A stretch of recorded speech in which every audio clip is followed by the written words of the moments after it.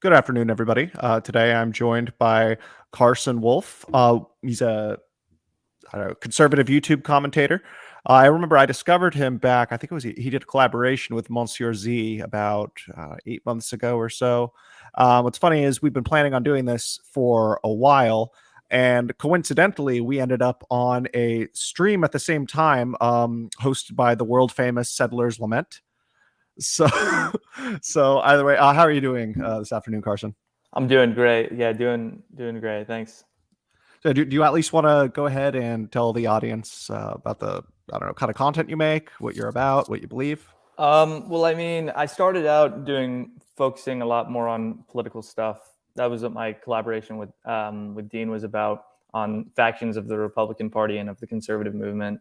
But I've really talked a lot more about social issues now than like laying out political framework or anything, in culture, society, especially as it relates to theology and Christianity. So that's what I focus a whole lot on. And yeah. You're a Roman Catholic, correct? Yes. Yeah. Okay. Are you more Novus Ordo, like I don't know, Orthodox, or are you I don't know, quote unquote trad cath, as they say? Yeah, I mean, I'd say I'm a trad cath. I really like the traditional Latin Mass. But I also, whenever I'm in my hometown, I go to an ordinariate Mass. It's like an English ordinariate. Has a lot of the traditions of like Anglicanism. I think it's really interesting. I'm an Anglo-Catholic, so oh yeah, I know exactly. Yeah, so it's what's funny is about how the traditional Anglican High Mass, in a lot of ways, is more Catholic than the Novus Ordo. Yeah, amen to that. Yeah. So yeah, I like the ordinariate Mass a lot. Yeah, do you go to an ordinariate? No, I just regular Anglican. Oh yeah. Anglican church. So yeah, I'm a T.S. Eliot capacity Anglican. So okay. That's probably the best way to put it. But yeah. So I know you in your video on or your video with your collaboration with Monsieur Z, you talked about the factions of the Republican Party as it exists now, including emergent factions. Do you think you could go ahead and elaborate on that for those who never ended up watching your video? Well, yeah. So the emergent factions are just like youth, sort of disorganized. There's no political structure to it. There's no outlet for them to utilize political power or to exercise it or put it into anything substantial. So really what they're competing for is people's attention and their, devotion to these certain political principles that they uphold. And I don't remember off the top of my head what I put in there. But yeah, essentially they're just like a lot of disorganized groups of people united by like common interests, sometimes by leadership. That's with a little bit more of the fringe ones than the ones who actually have any influence over policy or anything. But yeah, I can't remember off the top of my head what I put in there as the factions, though. I think it was this populist faction that's like sort of these broader, populist Inc. sort of groups. And then there's, I think I put the outer ring conservatives, which is like QAnon boomers. Sort of it's a Gnostic cult. That's basically what QAnon is. Exactly. Yeah, and then like the Moms for Liberty-esque groups. And then after that, the trad cons was like this sort of manosphere, like social movement that goes on. And then I put in the Groypers in there as more of the fringe. I think I might have had one extra that I'm leaving out. I might have left that out. Did you have neo-reactionaries? What's that? Did you have neo-reactionaries in there? I think I did have that, but I think Dean might have told me I should leave that out of the video. I can't remember.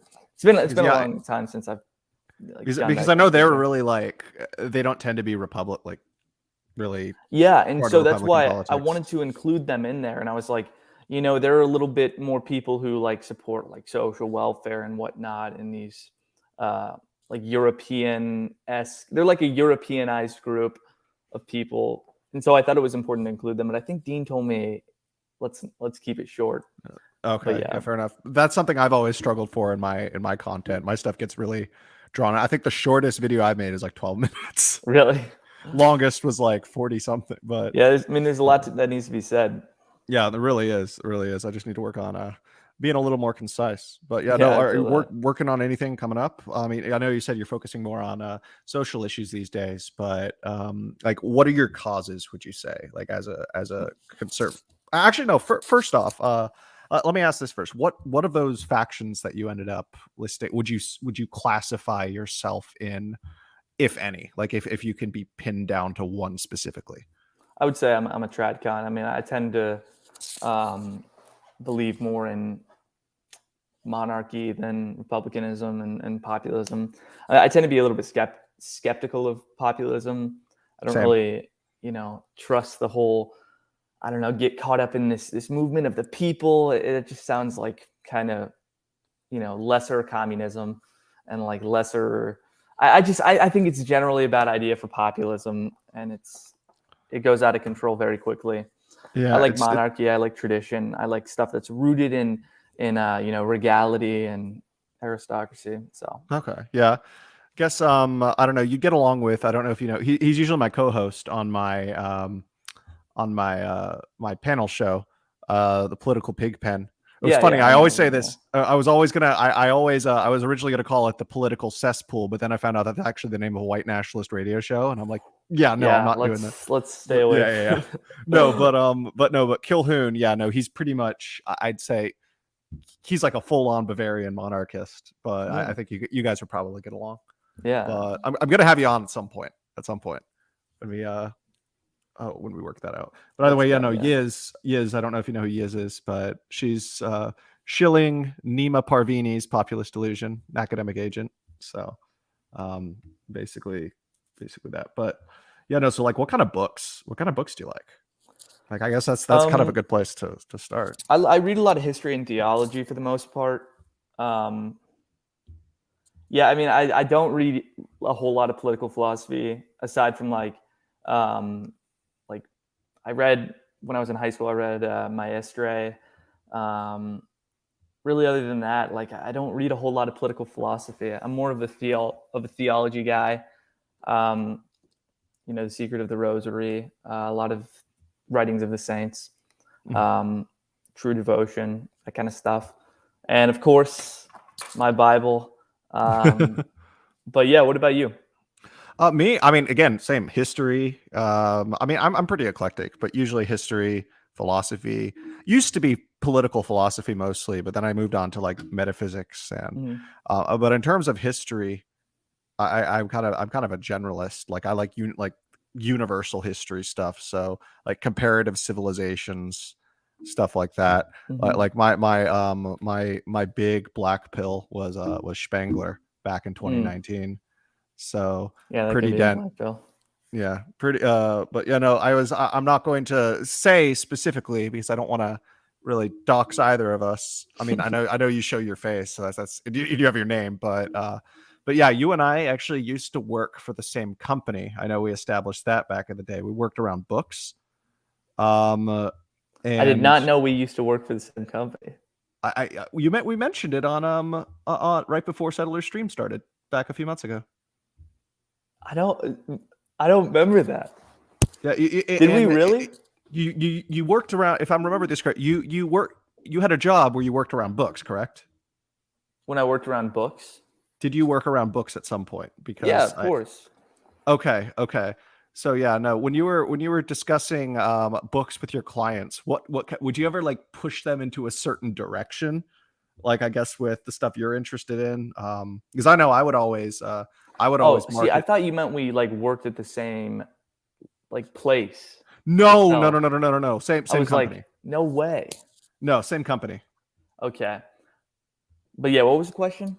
No, I was asking, so like did you ever try to, I guess, I don't know, push certain books you liked with the ideas that I guess you're aligned with? Yeah. Because I know, yeah, when it was me with Spengler, I remember I managed, there were no I'm trying to find a way to word this without revealing our former employment, but I made sure to order, I probably ordered hundreds of copies over on back order over about a 1 to 2 year period.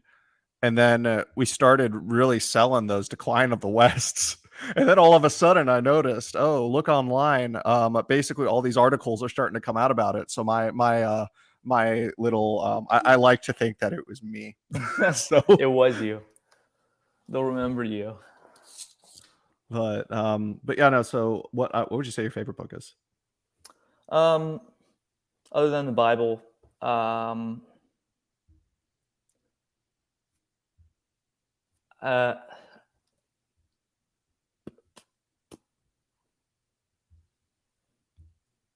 that I can say. Let me pull up my list. Okay. Yeah. No. In the meantime, What's yours? It's probably Spengler. Spengler for nonfiction. Fiction, that is a really tough one, but I honestly don't think I can pin down a specific fiction book as being my favorite. I am rereading Dune though, right now. Dune is great, yeah. And I realize, like, and so I remember when I was in my teens, I really liked like A Song of Ice and Fire. Mhm. But the more, like, as I'm rereading Dune, I'm like, yeah, no, A Song of Ice and Fire kind of ripped off Dune, just like in. I mean, I don't know if you ever read like Game of Thrones or. I never read Game of Thrones. No. No. Well, no. There's basically a character named Marjorie Tyrell, who is a complete like, basically a dollar store Princess Irulian. Really? So yeah. No, but it's a good one, especially if you like. I don't know. I'm really into like fiction that has philosophical elements to it. Like, see, I was never a big fiction guy. Okay.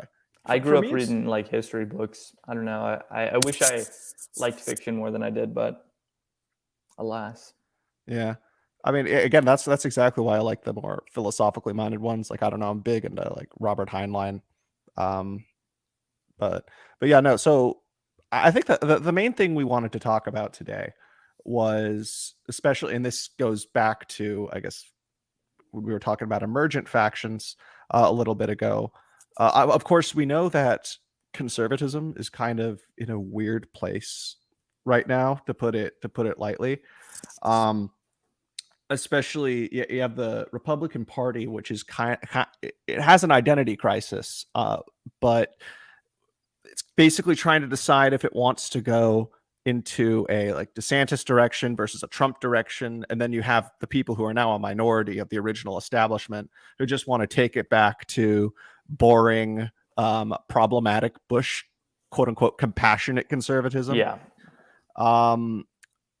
What do you like? What would you say your idea, like the ideal direction in order to take not just the Republican Party, but the conservative movement as a whole? And I'm going to say, like, I don't consider myself a conservative. I'm more of like a libertarian, I guess. But Really? Of course, I have very traditional, personal beliefs. But yeah. So yeah, I'm just like, what would so I'm not really in a place to say like what direction I would want it to go. Sure, you are. So. I mean, maybe a little bit, but yeah. I mean, but this is about. I'm asking you here, though.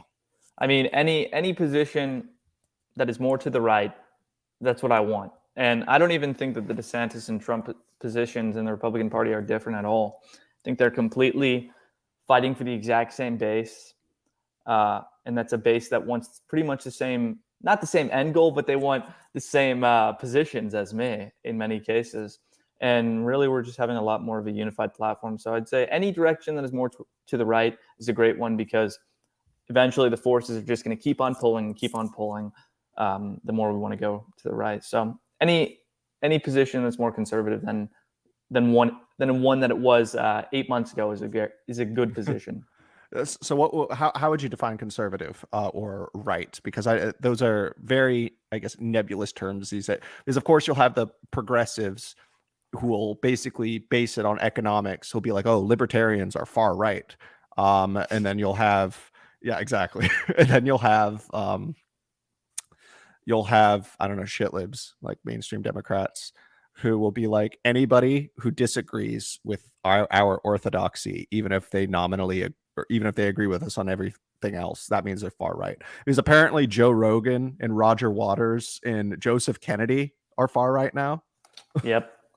So I'd define conservatism as just wanting or seeking to, in some way, preserve the traditional classical European order that exists. Okay. So kind of like a throne and altar approach to it. Yeah. Okay.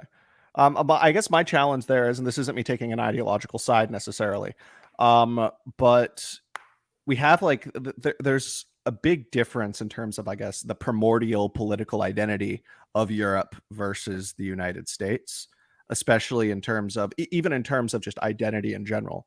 Like Well, for sure, in the instance, modern day, but yeah, uh, but it's like can the ultimately, United, our positions come from the European classical order. yeah, no, but what I mean is in terms of the United States, it's like there's not a natural tradition of monarchy. So in a Oh, of course sense, not. to Yeah. import that. Oh, you muted. Oh yeah, I hit my mic. Oh, no No, problem. but to import, sorry, but to import that would be, I don't know, I feel like unnatural for the United States. This isn't me bashing monarchy or anything. It's just more so it's like a Well, complete and different. it was as well to import these ideas on like the tribal people of like the ancient Prussians or like the people of the North, even in the Germanic tribes, it was unnatural for them to have these ideas imported to them. But eventually, the more you instill your tradition and your culture, because anybody can come in and conquer, anybody can come in and conquer with the military and whatnot. But true conquering, you have to impose a lifestyle and you have to impose a culture, and that's where the political tradition comes in, is when you're able to instill this culture and this lifestyle of traditions, then ultimately the political system will follow as well. That's why social issues are incredibly important, because they're what determines the future of this political system. So in that case, because of course, and I guess this is going to get into a little more hot button social issues right here. But you have, especially in recent years, especially ever since 2015, ever since I forgot the name of the Supreme Court case, but it was legalization of gay marriage on a national level. Yeah. And now you have it's about, and so it's not necessarily so much the case in terms of the actual elected politicians, but polls have suggested that about 60% of Republican voters are, and I don't mean like LGBT in the broad sense, because of course there's the But they're there's accepting the it. T Yeah. there's the T in the room, but you never know. 10 years might be completely different. But Yeah. but how would that, especially with social issues, because I assume you are opposed to gay marriage. Very much. Yeah. Well, it's So not marriage, so. yeah. So how would you backpedal that? Like, what is the best way to, how would that be expunged from the Republican Party? Because you have boomer cons, and I mean this in the sense like they're not literally boomers, but they're like ontological boomers, like Charlie Kirk. Charlie who Kirk he's right on the awful. position with us, man. Wait, really? No, but he's See, I mean, that's how quickly things can change. That's how quickly people can go from, oh, I'm cringe, to, wow, that person is right on every single issue. Listen to what Charlie Kirk's been saying recently. You can't find anything wrong with what he's saying. I no, but mean, I'm talking like, in terms of like yeah, LGBT and issues. I'm saying no, and he's against the radical redefining of marriage. Is he really? Huh? Because Yeah. I could have sworn I remembered him back during the good old Groiper Wars. Him Yeah, I getting mean, mad at so the somebody thing, for. he was doing that. He was doing that back then. But now he's completely dropped the position. He is against the radical redefining of marriage. He wants to uphold traditional marriage. And like that's how fast things can change. So that's how I'd say that we go against the, Republican consensus that's built from our squishiness, is you just change the hearts and minds of the people that are in the younger generations, because I mean the older people, they're stuck in their ways and they're gonna go out the way that they're living right now. That's kind of how it is. But the more, I don't know if you saw the stats though, recently a poll came out that I think showed like from 2022 to 2020, or 2023 to 2020, there was like a 5-point drop. It might be 5 point. I know it was something big in support for gay marriage in our generation of people. And that's a big thing. And I used to support the radical redefining of marriage, but now I don't. And a lot of people in our same age group can come around to the same conclusion. So I'd say that's how we fight it. There's nothing that's set in stone, especially when it's when it's as unstable as the position of LGBT stuff. So how just because you said you used to be in support of that, what in terms, so I assume you were socially liberal or at least moderate on other issues as Yeah. well. What ended up, when and how and why did you end up making that shift? What is To your your conservatism? political transition story? Well, in high school, I was pretty cringe. As Define most, cringe. just kind of going with the flow of whatever positions are popular around me, Mm-hmm. because that's kind of how they want us men to be. But then I don't even. There's not like a gotcha moment for me. There's just not. It was just a gradual process of God changing my worldview, so I could be more open to His Word, and ultimately it's my devotion to Christ that changed my mind on that position. Because I mean, they're really sure there's the natural law arguments and whatnot, but I don't think that that's as compelling, because it's like, I don't know. It's just that those arguments have just never been that compelling to me. You can get to the position where it's like, oh yeah, it's gross to put your private parts where they don't belong, but I don't think that that's ultimately going to cause someone to change their position on public policy. So really, it has to be conviction. Uh-huh. So yeah, in terms of like your ideal vision of what the future of the Republican Party is, do you see it sort of emerging in any sort of meaningful way? Because I know you said like in the TradCon, that's kind of one of the newer rising factions in the really conservative movement. Where does that fit in with Angry Orange Man versus Meatball Round to Sanctimonious?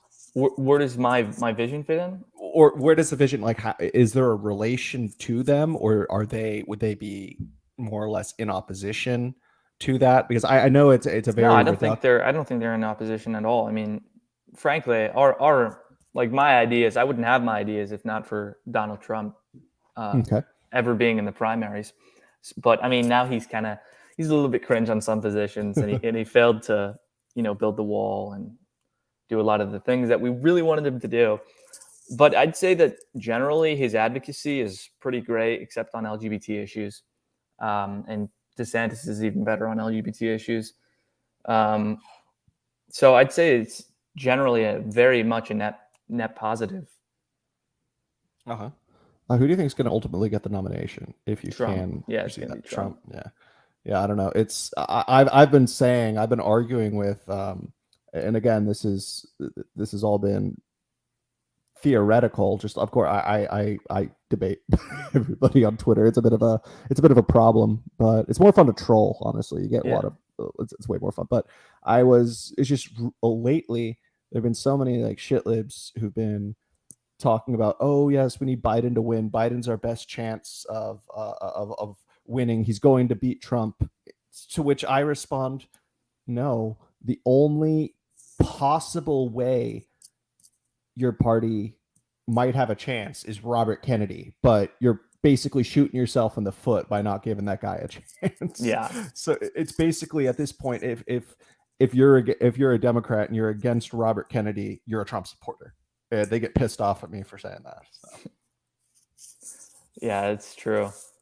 But what's your opinion on where the party is right now? I think it's been in a pretty shitty place. I've never been the biggest fan of Donald Trump. Like, I mean, I liked some of the things that he did, but again, like I guess, I don't know. So tax cuts, that's one of them. He was also the peace candidate. Like his foreign policy wasn't nearly as good as I think it could have been. He was too tough on Russia, in my opinion. Yeah, I agree. Yeah. And I mean, he would have also done the exact same thing that Biden's doing in terms of the Ukraine war. I think so as well. I think the Supreme Court justices, that was a big thing. And then I'm trying to think, there was like one more major thing. It'll come to me at some point. But one of the big things that I did not like, the bump stock ban, that pissed me off. Yeah, that was pretty annoying. Bombed Syria, that pissed me off. And then again, like now you have him getting into, and it's kind of funny because it's mostly just like a spite, let's spite DeSantis type thing, because I kind of love this rivalry that's going on between them. It's just entertaining to watch. But because DeSantis is really leaning in on the quote unquote woke stuff. And so Trump had a tweet, I think a couple of weeks ago, was like, what does woke mean? This word is so overused. You're just like, I don't know. I just thought it was pretty funny because I don't know why people in like our sphere are like so angry with DeSantis saying woke. I mean, like that's obviously a dog whistle. Oh yeah, I mean it's pretty clear that's the case. But I do feel like the word woke is becoming the new racist.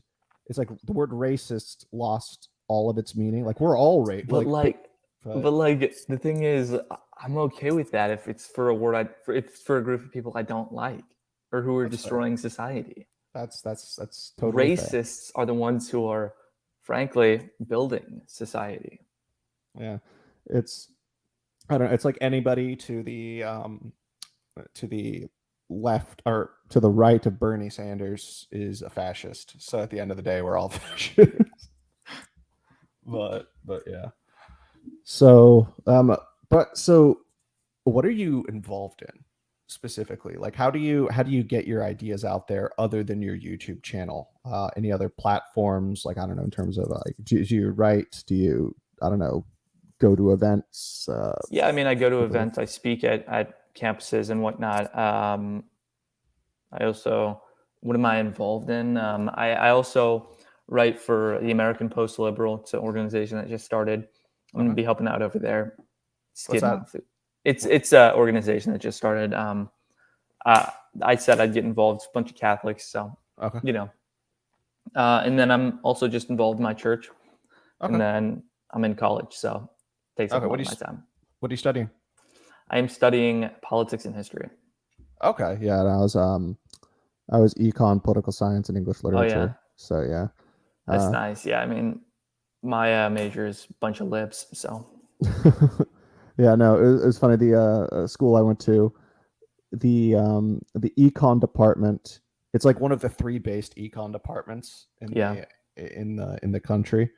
But what's funny is the English department and the econ department both hated each other, because you had the econ department who's like, the English department's too woke, and then you had the English department, oh, we don't like their ideas on education, and then you had the econ department who's like very enlightenment-ish. I mean, I guess not in the cringe way, just in terms of, I guess, the political philosophy aspect. And then of course you had the progress. It was like, for the English department, their worldview was like a strange combination of wokeness and romanticism. I guess that's the best way to put it. But yeah, I mean, it's not, I honestly, it might be, your experience might be different, and maybe it's just because of the schools that I've attended, because I was at a different school before this.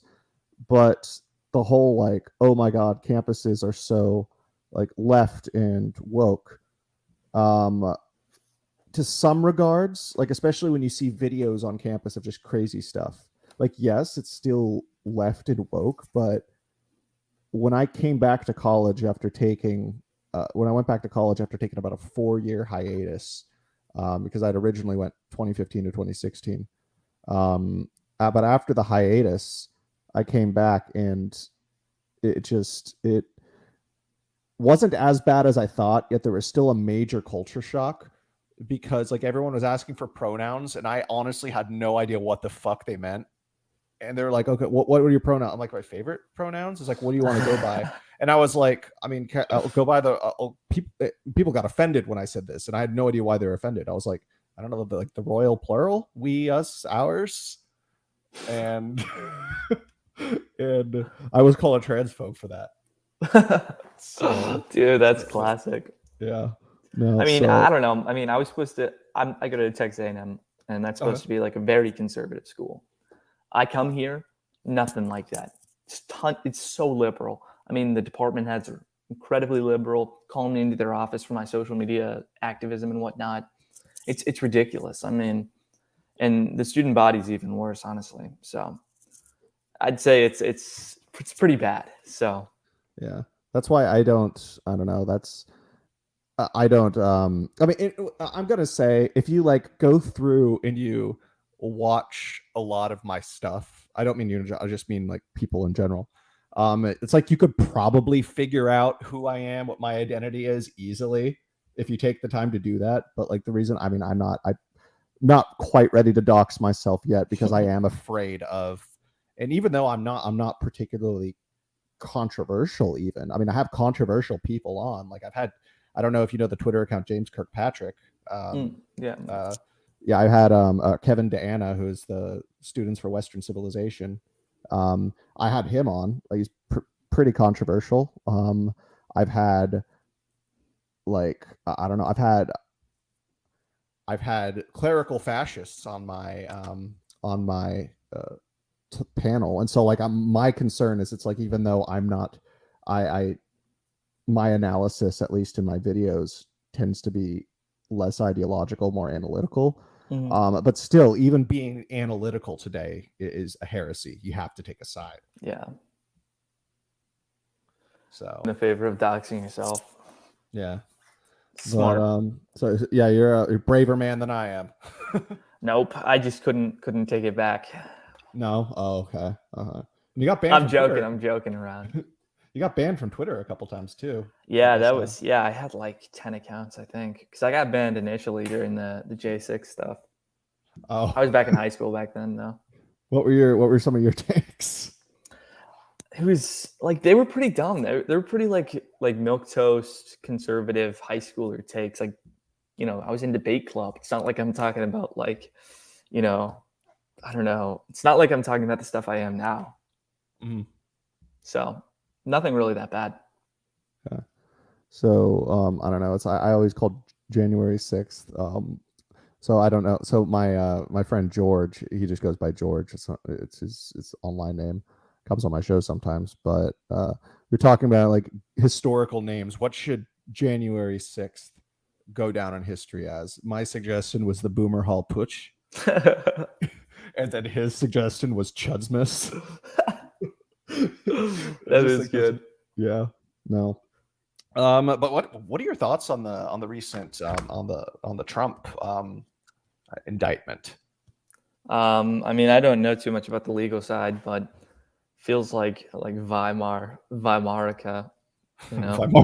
Yeah. Welcome to Weimarica. Enjoy your stay. Yeah, it is definitely taking another step, and I wish that like conservatives were more angry by it, like saying, we need to arrest every DNC person who's committed horrible crimes that surpass just documents, instead of being like, well, Joe Biden did this one thing. Like, take some action. I wish that the people, the politicians who inherited these offices during this time that we're in right now actually had the balls and the fortitude to actually do something about it and arrest some of the Democrat people. But alas, they don't.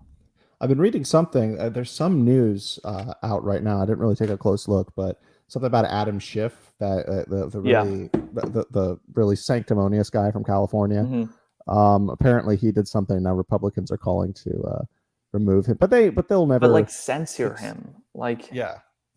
No, but there's a big double standard though within the parties about if somebody on one side, like a Republican, says something relatively controversial, they will be removed and even censured by their own party. You don't see that with the Democrats. Like, I don't know. That's kind of why. It's kind of why I'm like taken, because I've been a little bit. I'm like a woman whose wife or whose husband cheated on her with Trump. I'm kind of like, dude, you totally betrayed us. But now I'm kind of coming back around, because I'm like, if he gets back into office, he might be the only one with the personal vendetta to actually like put some of these people in prison and weaponize the DOJ against some of the really bad hombres in the government. But I don't know. Yeah. But yeah, with the but what I was saying about like the double standard there, I don't know if you remember back in, it was 2018, 2019, Steve King from Iowa, mm-hmm. who said some stuff that's like borderline ethnaty. So it was kind of like, okay, like, yeah, man. and his party censored him. It was like unanimous. He was taken off all the committees. But then you have Ilhan Omar, who, and I know there's a big difference between criticizing Israel and being like anti-Semitic, and of course you have there are a lot of like pro-Israel people who will say like any criticism of Israel is anti-Semitic, which of course is not the case. But Ilhan Omar, the stuff she was saying was legitimately like it's like, okay, there's no way that is not anti-Semitic, saying like, but like oh, it's all also about you got to the realize Benjamin. too, like She's Muslim, so but you got to realize too, like the anti-Semitism thing. That's like something that's a moral. It's getting on somebody's morality that they'll just use against us. I mean, like that's playing into their framework of morality, of like everything against you can accept everything against white people and Christians and whatnot, but Jews are an off-limit token group, so we can go against them. I'm tired of the whole anti-Semitism, racism debate. I don't want to go after people for that. That's freaking nonsense and ridiculous. like my whole thing is, so I don't particularly like racism, but I'm not like what even is that? Yeah, I know, but I'm like, what I mean is like, or in terms of like ethnics, for instance, but I'm not allergic to it. Like I can be your friend if depending on like that's how a race like that's Exactly. what racism is though. Like saying like I take this into my personal life and like I view you as lesser if you're if you're have this gradient of skin. That's what that is. That's not, oh, I recognize that race is actually a different thing in determining how our civilization works.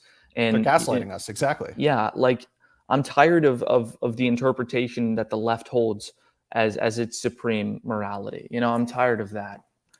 I don't even think like racism in the real sense is real in any sort of public life anymore, except when it's against white people. Yeah. Like, and yes, I know we are friends. I was saying like exactly that's what I was. I don't know if you misconstrued what I was saying, but yes, and I know you're not a hater.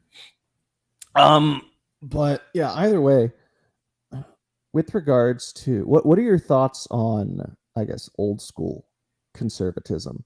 Which old school conservatism? Just the consensus from, I mean, you could either put it from, I don't know, the 1960s, the BoomerCon consensus. Let's say that. I want to hear your criticisms of, and I know we all hate the BoomerCons, but what are your largest criticisms of it, and why do you think? Well, let's go back to the beginning. Old school conservatism. Am I a fan of that, or am I a fan of like boomer conservatism? No, I know you're not a fan of, I guess, of boomer conservatism, but I guess old school. So I'm thinking like Taft, possibly Goldwater. Okay, Taft. Yeah, so Taft, possibly Goldwater. It's kind of. Okay. Wait, which Taft? Robert Taft. Okay. I mean, yeah. I mean, I'm generally in support of Taft era conservatism, but I don't think it was very. I mean, I think it proves that it wasn't very successful. And I think their vision was completely incomplete. And then Bill Buckley basically expelled the entire old right out of the Republican Party. I know, and like with the stuff with the John Birch Society. Yeah, exactly. And that's very frustrating in my opinion. But that's different from Taft. Taft was he was pretty paleo conservatism in the, I guess, a liberal use of the word. But Taft was pretty all right. As far as Buckley, like Bill Buckley, I'm not a big fan of Bill Buckley. Mm. I like, I mean, everything pretty much post-war was very lacking, in my opinion. Even pre-war with Coolidge. Coolidge was pretty much, I'm going to go hands off and kind of and he was all right on social policy, but for the time when the population agreed with him on it, and it kind of threw it away with Roosevelt. So I don't know. I really just think that 1900s conservatism really sucked. Mm-hmm. Well, when do you think the transition was? Where would you put the transition of, I guess, the Republican Party to where it is now? Because personally, I would say I would put the social conservatism aspect. I would say that began around 94, post Reagan, after they created the Big Tent Coalition. So I think it was basically 1994 with Newt Gingrich. That was sort of the merger of neoconservatism with social conservatism. But the reaction to that, particularly Yeah, on the foreign policy Gingrich side, was a huge part of that, but I don't think he ignited it in the official party or in the position of the Republican Party. I think it is pretty nuanced though, because you had the Tea Party that revolted against that, which was both social conservatives and libertarians, but eventually mostly social conservatives who had libertarian economic ideas, reaction to George Bush. But then even the Tea Party, that ended up becoming replaced by the populism of Donald Trump, which I think marks the big transition from the broader Republican consensus that began maybe in the 60s, 70s. But I don't know, I'd say there's been it's been a slow process of redefinement, but I think that what we have right now is completely like new in a way. I think it was. I agree. Yeah, it was just like the reemergence of some things from our past that really got kind of pushed down in the garbage, for a little bit. But it's just kind of taking back a lot of those positions. And you briefly saw that start to emerge with Pat Buchanan back in the 90s. but it failed. That's the thing. They pushed it down. Mm-hmm. So and then you even saw the attempted libertarian synthesis, the paleo strategy. But I think that was successful, though. I think that was successful in the early 2000s, and kind of it was given life through Obama, through the failures of Obama. Okay, what failures specifically would you say? I mean, his emphasis on, like, I think a lot of the damage in our American culture itself is from Obama's era. So I'd say the failure of maintaining an American identity really caused a lot of frustration with people and allowed the kind of libertarian ideas to mold with this social conservatism and create this synthesis that I think exploded during that time. Yeah, especially you saw the Ron Paul revolution. Yeah, and see, Ron Paul was like a big red pill for people, or at least like a starting pipeline for someone to go through. And he had an appeal not only to libertarian, like mostly the libertarian movement is in a really weird kind of sad place right now. But you had Ron Paul was able to build alliances, unlike someone like Gary Johnson. Mm-hmm. But because you had like, of course, regular libertarians, you had anti-establishment conservatives, you had old school paleocons, you had the Tea Party, and then you even had disaffected leftists and just anti-war people in general. And that was relatively successful.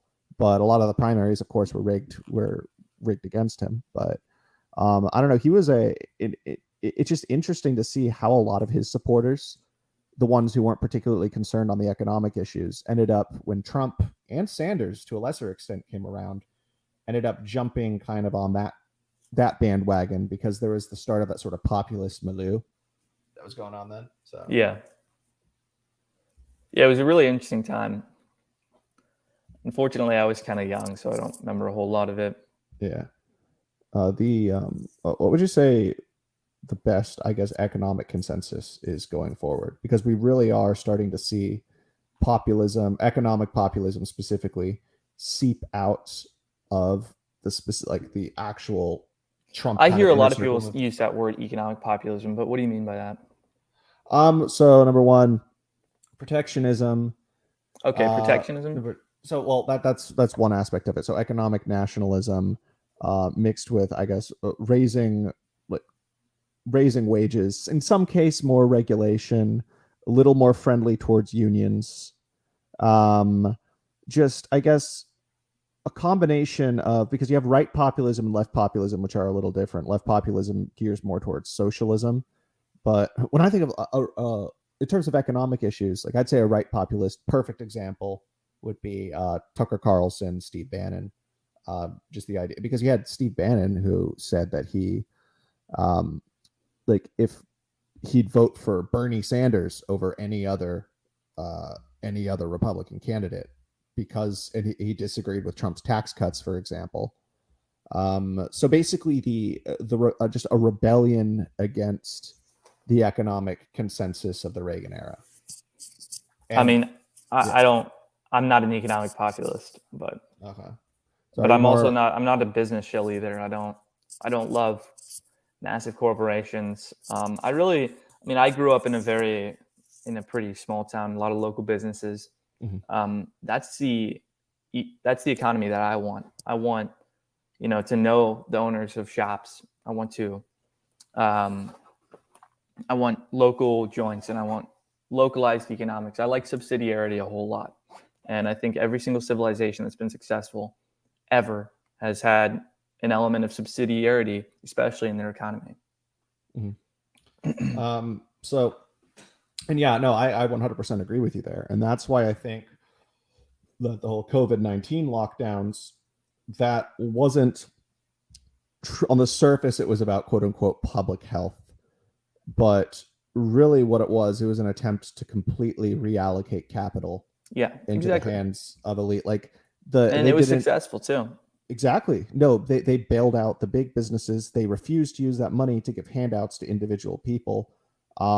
They refused to. They gave the handouts to black people so they could buy Gucci. Like, that's literally what happened. And then you had, you just had so like Walmart basically gets saved. But then you have let's use like Starbucks for an example. Starbucks is able to survive, whereas you have the mom and pop coffee shops that close down. There you go. You get a dude. Literally, if you go through my hometown, half of the shops that I used to go to, they were owned by just a bunch of people who went to my high school. They're all gone now. It's ridiculous. I think it's pretty evil what they ended up doing. I think it's completely evil. I think it's satanic. They're just completely destroying people's ways of life and doing it in the name of public health. And like COVID-19, they say we're keeping you safe. That's why we have to destroy your lives. Yep, exactly. I remember I ended up doing a private tour with a lot of people, part of the Old Glory Club. I don't know if you're aware of them, but it's in our circles, a group. People like Pete Canonas and Prudentialist are part of it, Paul Fahrenheit, but ended up doing a tour of Colonial Williamsburg. And originally the plan was to go down to this like really great wing place in Newport News, which I used to love going to. It was like an old school bar mixed with wings, kind of like Buffalo Wild Wings, but with like a smoking section and a bar. Really, really nice. That sounds great. Yeah, no, it's called Quaker Steak and Lube. But that was where we were going to eat dinner the night before. But then I found out, oh, no, closed down in 2020 because of COVID. Man, it's so ridiculous. Yeah. Yeah, the place I used to work at, they closed down as well. That's. I mean, it's so. I really, someone needs to pay for what happened during COVID. Like, absolutely. It's in the state. Like, my parents always used to say, like, because they lived through like 9/11. I was not there, but they used to say, like, someone needed to pay for that. Someone needed to pay. Whoever it was, whoever had any guilt on that needed to pay. And that's the way I feel about COVID. I mean, so much damage was done to our towns and especially to like creating this antisocial society that we now live in where nobody talks to each other. Someone has to pay for that. A lot of people have to pay for that. That's justice. Yeah. I mean, like we're seeing such a lack of justice and especially in accountability in this country right now. Someone needs to pay for that. I think a lot of it, is technology and social media.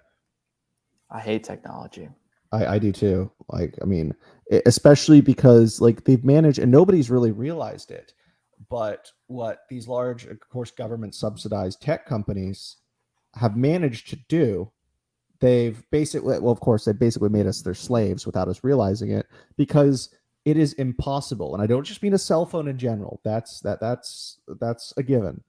But what a lot of people don't really think about is that it's basically impossible to function in today's society and not have a smartphone. Yeah. Like, I remember there was about a period. You know, Dean. Yeah, Monsieur Z. Yeah, I mean, he didn't have a cell phone until 2 years ago. That's funny. I switched over for about a year and a half to a flip phone once. Really? But then I had to get a smartphone for the job I ended up getting for that summer. So, I mean, I wish it was still as simple as that. Like, I mean, a lot of the problems would be stopped. Basically, the internet, the more and more connected we have become online, the more and more disconnected we have become to each other. Yeah, it's true. I mean, you make this whole big world where you can talk to someone in China, but now you don't talk to the person that's next to you. You're sitting on your phone with, you're with your family and people that you love, and then you're over here scrolling Instagram, looking at freaking e-girls, like that you don't even know. It's really a strange phenomenon. And people are growing up in different realities too. They're we're not even experiencing the same world around us. It's the first time that's ever happened. It's crazy. It's basically like we're watching two different movies on the same screen. Yeah. And we're expected to live in that movie. Yeah. And it's just anything that, and there is a general, I guess, uniparty consensus at the end of the day. I mean, like, what are the two things that the Republicans and Democrats disagree on, really? Like the establishment types, abortion and taxes. Other than that, they're basically the same thing. Mitt Romney and Hillary Clinton. Is there really a difference between them on policy? But I mean, if Mitt Romney is pro-life, I'd say there's a big distinction.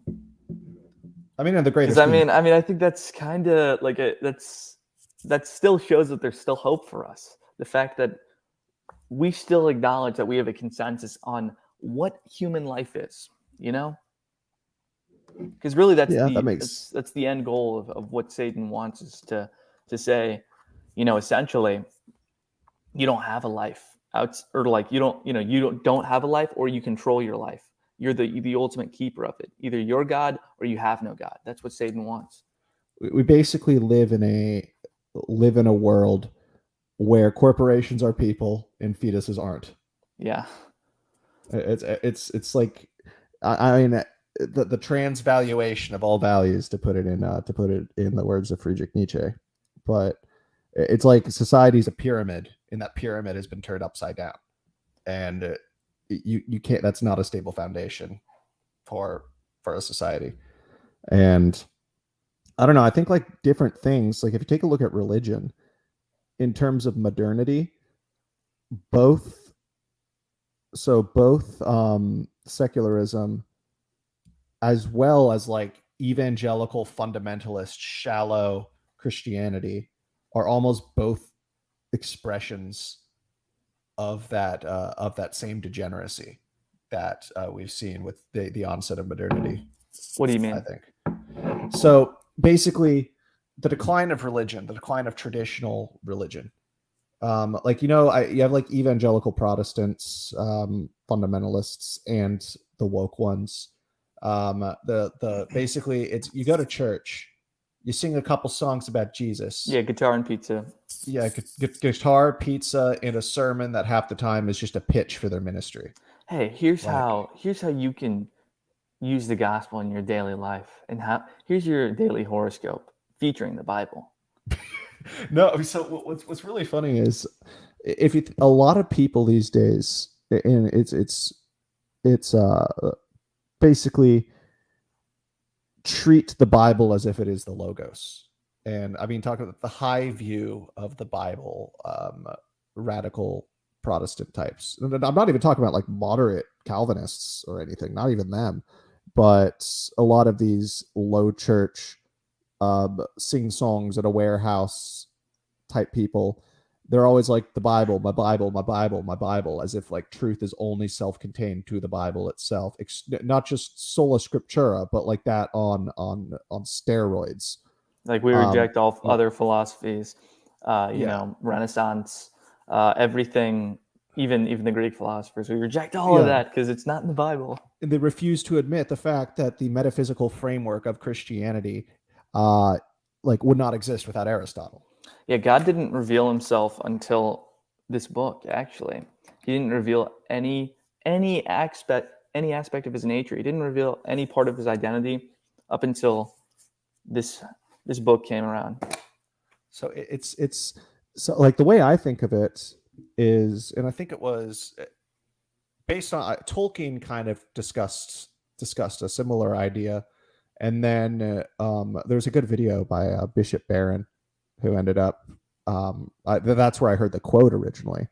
But I think it was something along the lines of, when he was discussing how Christianity is not just an offshoot of Judaism. Like that is what a lot of people think, but it's The way more fulfillment. complicated than that. Yes. So so the Jews, as I think it was as Tolkien put it, the Jews understood, in a sense, like who God was, as in the deity itself. You had the Persians who understood the nature of God. You had the Romans and Greeks who understood the mind of God. And then you had the European pagans who knew the heart of God. And the convergence of those different aspects ended up resulting in the spirit of Christianity. Well, like God gives, all throughout history, from when Adam and Eve are on this planet to modern day, he's been giving us little pieces of love letters of who he is, trying to say, I want to unite myself with you guys, and eventually I will, through the sending down of my spirit and my body. Like that's the fulfillment of that. It's him revealing these little tiny pieces of who he is, and then eventually revealing the whole thing. And obviously we have that documented in here, but it's not like this is where it's all contained. We have so much more. We have the sacraments, we have the church. You don't necessarily views on that, but yeah. So yeah, like I said, I'm an Anglo-Catholic, so it's like on theology, I agree. But what does that mean? Like, do you so I'm not in communion with Rome? I'm not in communion with Rome now. So, what's stopping you? So multiple things, nothing that I want to discuss right now, but I mean, one of the biggest reasons is magisterium. That's one of the, like, I'd be more inclined to be a Roman Catholic if if it had more of a structure similar to the Eastern Church, because I don't like the premise of there being a single centralized human authority at the very top who, I guess, in theory can, and I know this is a very reductive way of putting it, but who can say something and automatically it will be taken for granted. Like, again, I'm not trying to find the best way to put this. That's not how the papacy works, though. The papacy, not everything the Pope says is infallible. If Pope Francis wanted to say, the best color is blue, then that's not what makes... That doesn't mean that the position of the church is that the best color is blue. Even a lot of Catholics, they don't understand the idea of papal infallibility. They're always like, I get into a lot of Twitter debates with these kinds of Pope splainers, quote unquote. Some of them are my best friends and whatnot. Mm-hmm. But they don't understand papal infallibility as it's defined by the First Vatican Council, and even as far as it goes back to the days of Peter and Paul arguing with one another. Not everything the Pope does is infallible. Not even everything that's in an ecumenical council is infallible. It's specifically on doctrine and of faith and morals. Mm-hmm. So not everything that the Pope says goes. It's not the way it is. This is the reason we have the structure of the church. We have the bishops, and all of this is pretty much in line with how the letters in the Bible lay it out. Mm-hmm. But yeah, I mean, if I ended up, like, I would not be opposed to converting if, for example, like if I were to marry a Catholic, for instance, like that's like really, but like you don't put your own your own faith above what you want your families to be. No, I'm just saying, like, that's the only reason theoretically that I would like. That would be on the table. That's not to be in perfect communion with the body of Christ. Well, I don't believe that that's. I agree to I subscribe to the branch theory, which is the idea of the true church is the four apostolic branches of Christianity, which are Eastern Orthodoxy, the Roman Catholic Church, the Anglican Church, and Nordic Lutheranism.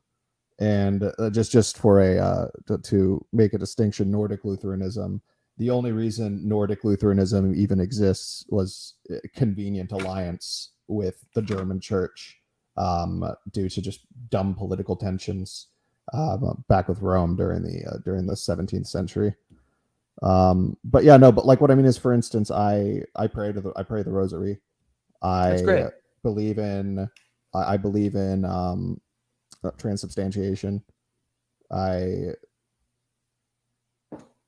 like the perpetual virginity, because it just makes like, I mean, my agreement with the perpetual virginity, my subscription to that is, it's like, yeah, like, I mean, if you like historically, it might not make that much sense, like if you look at it from just like a realistic perspective, but it makes theological sense, so there's really no need to. I think it makes perfect sense. I mean, no, and I'm just saying it does make sense in the theological like, I Summa Theologica, Aquinas's argument is that's what convinced me of it.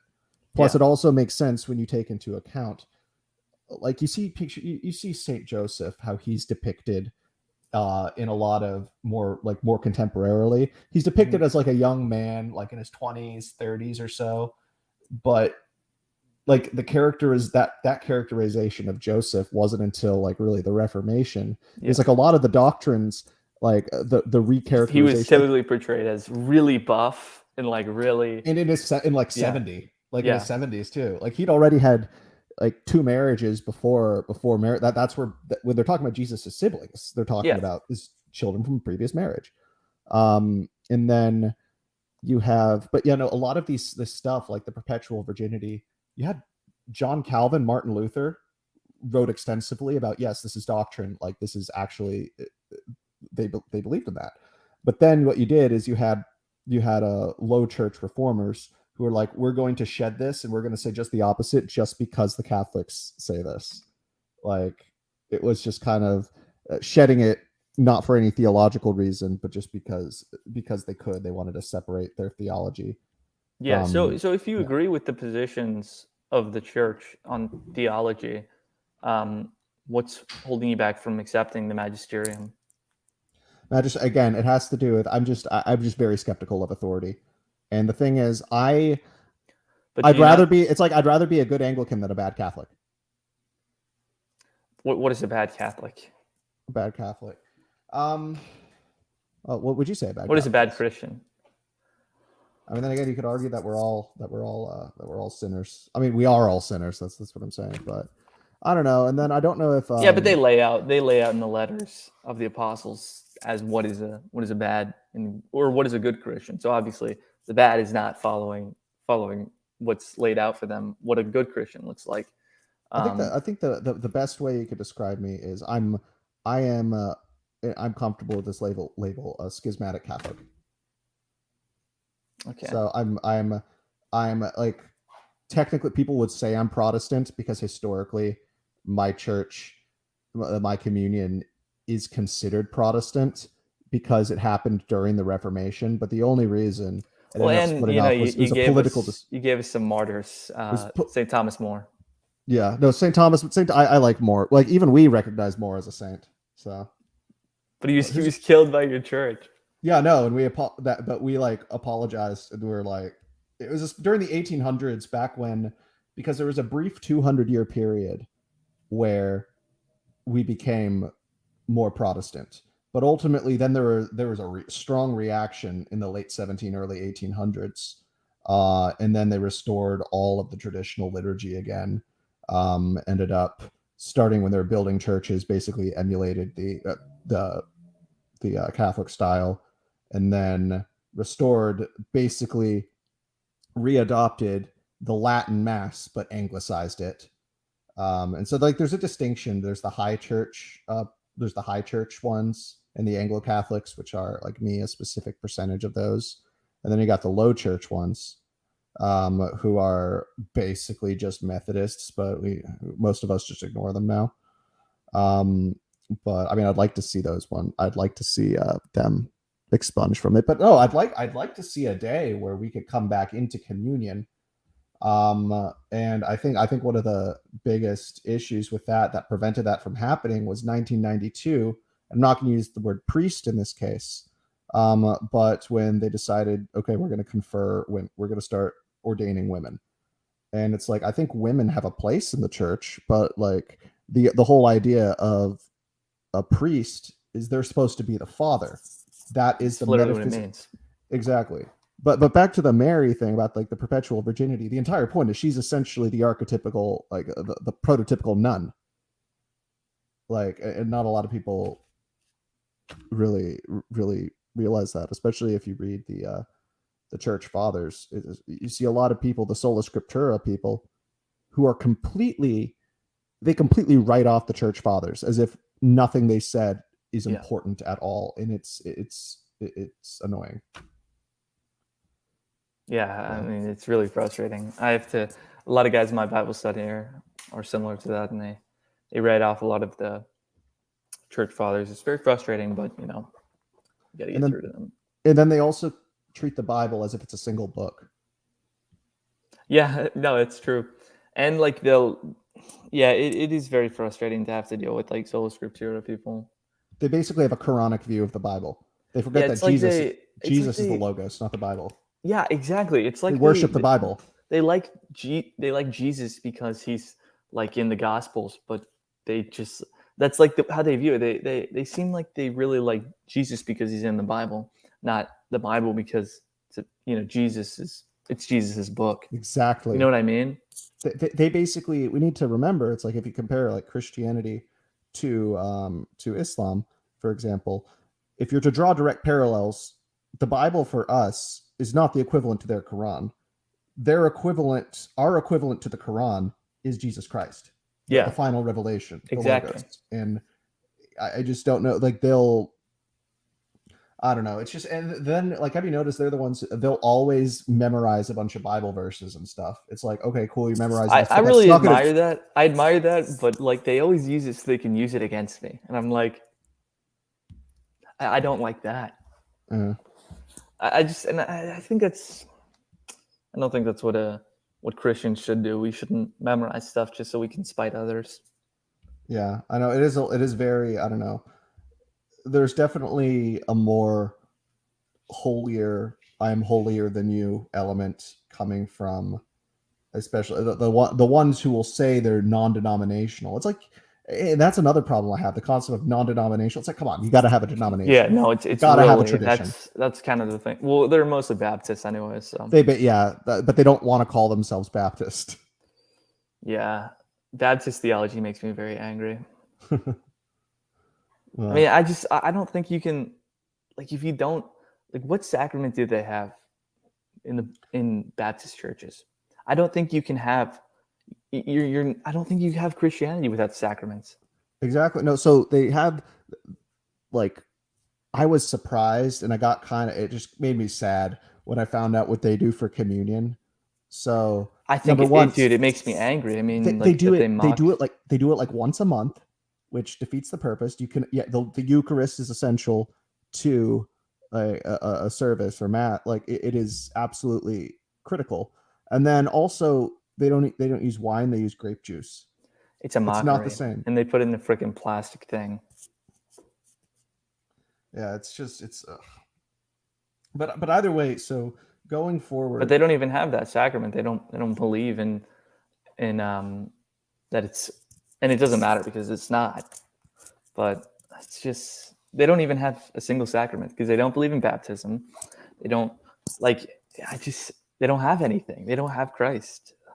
And then they say, oh no, infant baptism. No, we don't do that. When you're saved and when you want to be baptized, when you want to be baptized and decide to surrender yourself to Jesus Christ, we're going to go and dunk you in this. It's like, but even they don't even claim know what baptism is. Basically their baptism is our equivalent of confirmation. But even we accept in confirmation that there is a supernatural element in confirmation, that we're being appointed by God, prophet, priest, and disciple. And king. Oh no, we say disciple. Okay. But yeah, it's so in terms of going back to politics for a second. Yeah. And what would and so I'll ask you what you think the ideal would be, and then I'll ask what you think the realistic would be. The ideal is the Holy Roman Empire. I can respect that, actually. Yeah.